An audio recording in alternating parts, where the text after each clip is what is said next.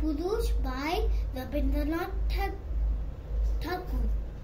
মনে করো যেন বিদেশ ঘুরে, মাকে নিয়ে যাচ্ছি অনেক দূরে। তুমি যাচ্ছ পালকিতে মাছরে, দরজা দুটি একটুকু ফাঁক করে।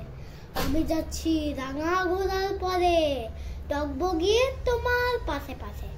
রাস্তা হতে ঘোড়ার খুঁড়ে খুঁড়ে রাঙা ধুলোই মেঘ ঘুরিয়ে আসে।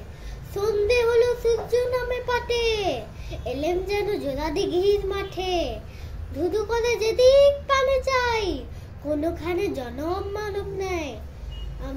তুমি যেন আপন মনে, তাই ভয় পেয়েছো ভাবছো এলেম কোথায়।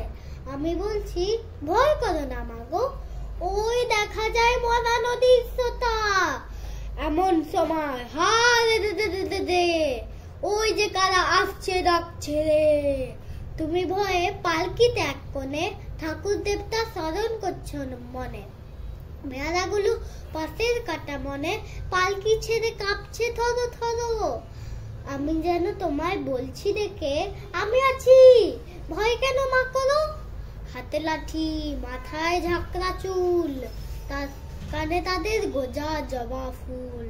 আমি বলি দাদা খবরদার, এক পা কাছে আসিস যদি আর, এই যে দেখ আমার তলবার, টুকরো করে দেবো তোদের ছেড়ে।